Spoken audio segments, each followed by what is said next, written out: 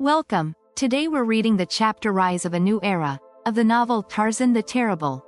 Last time, the conflict between Yadon and the palace forces intensified, with Tarzan imprisoned and desperately trying to escape as he learned his friends had been captured.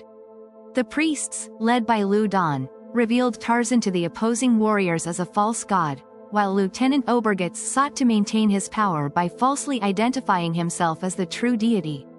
Just as Tarzan was about to be sacrificed, reinforcements arrived, leading to a dramatic confrontation that unexpectedly united supporters of both factions as Tarzan and his family were reunited. Within an hour of the fall of Ludon and Mosar, the chiefs and principal warriors of Paludon gathered in the great throne room of the palace at Elua, upon the steps of the lofty pyramid, and placing Jadon at the apex proclaimed him king. Upon one side of the old chieftain stood Tarzan of the Apes, and upon the other, Korak, the killer, worthy son of the mighty ape-man. And when the brief ceremony was over, and the warriors with upraised clubs had sworn fealty to their new ruler, Jadon dispatched a trusted company to fetch Olowa and Panat Li and the women of his own household from Jailur. And then the warriors discussed the future of Paluldon, and the question arose as to the administration of the temples and the fate of the priests, who practically without exception had been disloyal to the government of the king, seeking always only their own power and comfort and aggrandizement. And then it was that Jadon turned to Tarzan. "Let the Dorul Otho transmit to his people the wishes of his father," he said.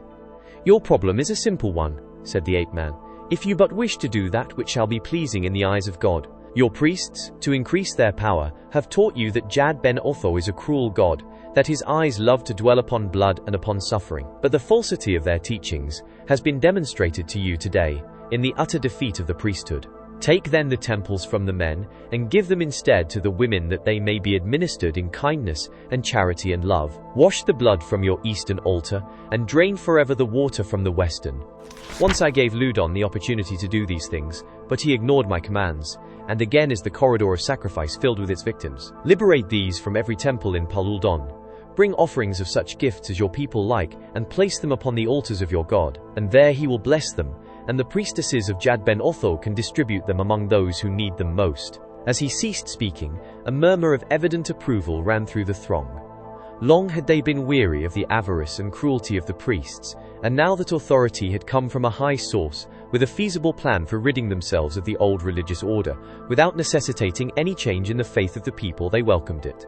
"And the priests," cried one, "we shall put them to death upon their own altars, if it pleases the Dorul Otho to give the word." "No," cried Tarzan, "let no more blood be spilled. Give them their freedom and the right to take up such occupations as they choose." That night, a great feast was spread in the Palidonso, and for the first time in the history of ancient Paluldon, black warriors sat in peace and friendship with white. And a pact was sealed between Jadon and Omat that would ever make his tribe and the Hodon allies and friends. It was here that Tarzan learned the cause of Tadden's failure to attack at the stipulated time.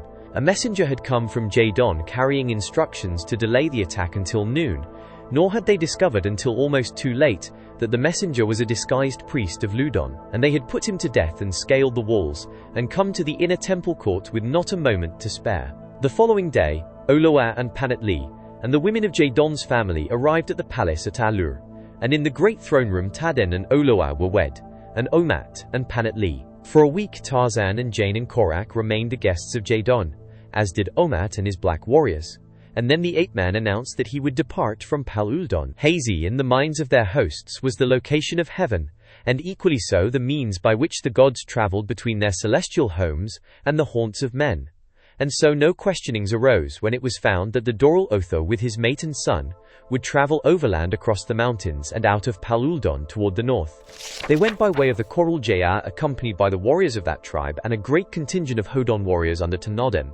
The king and many warriors and a multitude of people accompanied them beyond the limits of Alur, and after they had bid them goodbye and Tarzan had invoked the blessings of God upon them, the three Europeans saw their simple, loyal friends prostrate in the dust behind them until the cavalcade had wound out of the city and disappeared among the trees of the nearby forest.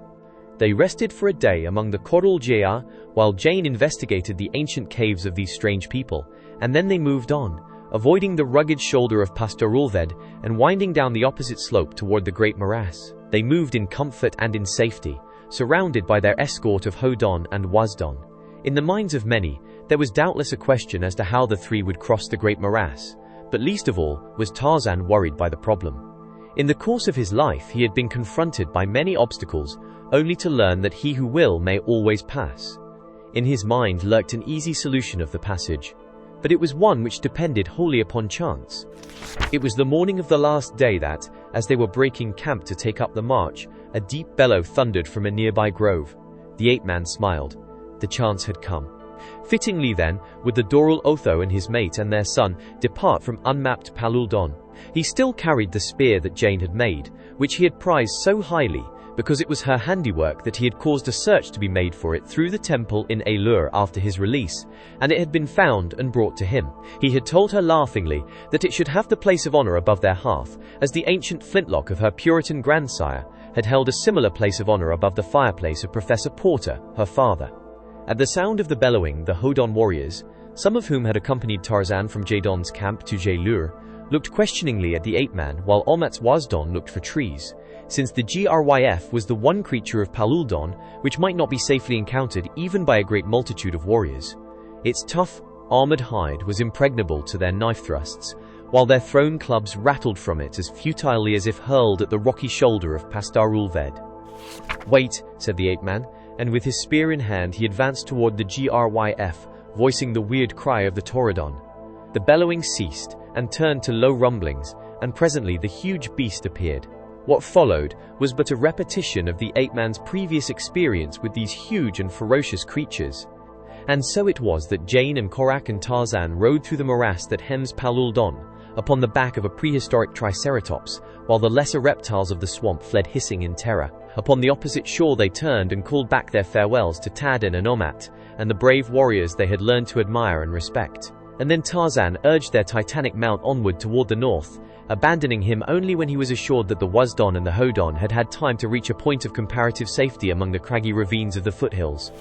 Turning the beast's head again toward Paluldon, the three dismounted, and a sharp blow upon the thick hide sent the creature lumbering majestically back in the direction of its native haunts. For a time they stood looking back upon the land they had just quit, the land of Taurodon and Gryf, of Ja and Jato, of Wazdon and Hodon, a primitive land of terror and sudden death and peace and beauty, a land that they all had learned to love.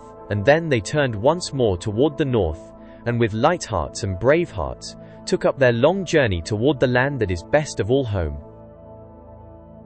Did you enjoy today's chapter of Tarzan the Terrible? Why not subscribe and ring the bell?